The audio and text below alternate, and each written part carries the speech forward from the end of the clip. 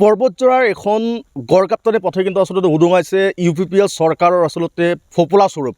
কিয়নো মই যিহেতু বৰ্তমান উপস্থিত আছোঁ, এয়া হৈছে পৰ্বতজোৰাৰ আচলতে টিপকাইৰ পৰা যি গোসাইগাঁৱলৈকে যোৱা যি মূল পথছোৱা, পথছোৱাৰ ওপৰত আৰু মোৰ সতীৰ্থ সামগ্ৰিক পৰিৱেশখিনি আচলতে দেখুৱাব যে এই যিখন পথ, এই পথছোৱা কিন্তু প্ৰায় আঁতৰৰ পৰা 10 কিলোমিটাৰ কিন্তু আচলতে এনেকৈ বিধ্বস্ত বুলি ক'ব লাগিব আৰু প্ৰকাণ্ড কিন্তু ঠায়ে ঠায়ে গাঁতৰ সৃষ্টি হৈছে আৰু যাৰ ফলত স্কুলীয়া ছাত্ৰ ছাত্ৰীকে আদি কৰি যি আচলতে স্থানীয় ৰাইজৰ যি যাতায়াত ব্যৱস্থা কিন্তু জমজতান ভুগিব লগা হৈছে বছৰ ধৰি আৰু আজিকো প্ৰতি কিন্তু কোনো ধৰণৰ মেৰামতি কৰা নাই বা ঠিক কৰা নাই আৰু যাক লৈ কিন্তু এতিয়া স্থানীয় ৰাইজে আচলতে ক্ষোভ প্ৰকাশ কৰিছে যে যিহেতু প্ৰমোদ বৰা চৰকাৰে যিখন পথ এই যি উন্নয়নৰ শ্লোগান দি গাড়ী দখল কৰিছিল কিন্তু আজিকো প্ৰতি উন্নয়ন হোৱা নাই। মই সতীৰ্থ দেখুৱাই আছে এখন কিন্তু গাড়ী আহি আছে, কেনেকুৱা ধৰণৰ অৱস্থা এয়া কিন্তু আচলতে এই প্ৰমোদ বৰা চৰকাৰৰ যি উন্নয়নৰ কথা কৈছিলে।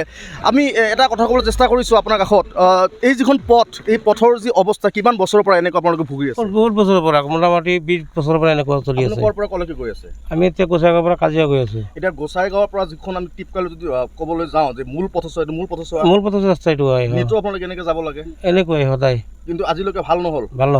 নিশ্চিতভাৱে এয়া কিন্তু মন্তব্য কৰিছে আচলতে যে এই যিখন পথছোৱাৰ অৱস্থা, এয়া কৈছে যে বছৰ ধৰি কিন্তু আচলতে আজিলৈকে ঠিক হোৱা নাই। মোৰ স্থানীয় ৰাইজ আছে কিছুমান, কিমান দিনৰ পৰা এই পথছোৱা এনেকুৱা অৱস্থা হৈ পৰিছে? আমিতো 12 বছৰ পৰা টোটো চলাই, তাৰপিছত আগত ভাল হৈছিল গাড়ী, এখনতো সব ভাঙা চৰা আছে। যা 5 বছৰত কৈছিল, 5 বছৰৰ আগেতো ভাঙা নাই, 5 বছৰ পরে রাস্তা ভাঙা গেছে। তারপর প্রমোদ বড়টা কৈছিল সুইজারল্যান্ড বনাইব, কই বনাইছে, সুইজারল্যান্ড না হব। আমি তো খালি প্যাসেঞ্জার নিয়ে গোসাইগাঁও টু টিপকাই প্যাসেঞ্জার টানে টেম্পু দিয়া, রাস্তা সবাই এরকমই। রুগী নেওয়াটো এই রাস্তা দিয়ে নেওয়া লাগে, অসুবিধাটো পাব, অসুবিধা বহুত হয়। হয় আধা বাটত মৃত্যু হয়, কেতিয়াবা মৰিব লগা হয়, মরিব।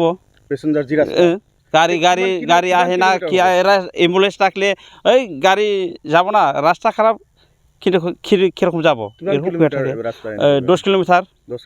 কি ক'ব চৰকাৰে? কি ক'ব যেহেতু চৰকাৰে শেষ হ'ল আৰু সৰকাৰে আসে না, দেখে না, যা সৰকাৰে চেয়াৰম্যানগুলা আসে না নাই আমি তো জানি না। নিশ্চিতভাৱে এয়া কিন্তু কৈছে আচলতে যে চৰকাৰৰ কাৰ্যকালো কিন্তু শেষ হ'বৰ হ'ল আৰু যি প্ৰতিশ্ৰুতি দিছিলে তেওঁলোকে যে আচলতে ৰাস্তা ঘাটকে আদি কৰি উন্নয়ন কৰিব, আজিকো প্ৰতি হোৱা নাই আৰু এনেদৰে আচলতে ক্ষোভ প্ৰকাশ কৰিছে। আৰু এই যি গুমা সমষ্টি এই যিখন পথ আচলতে ক'ব লাগিব 10 কিলোমিটাৰ, আচলতে 10 কিলোমিটাৰলৈকে কিন্তু এনেকুৱা ধৰণৰ অৱস্থা আৰু কেতিয়াবা যদি ৰোগীক চিকিৎসালয়লৈ লৈ যাব লগা হয় তেতিয়া কিন্তু আধা বাটতে মৃত্যু হোৱাৰ কিন্তু অভিযোগ উত্থাপন কৰিছে। এতিয়া লক্ষণীয় বিষয়টো হ'ব যে প্ৰমোদ বৰা চৰকাৰে আচলতে এই পথছোৱাৰ ওপৰত কেনেকুৱা ধৰণৰ গুৰুত্ব দিয়ে সেয়া কিন্তু সময়ত হ'ব লক্ষণীয়।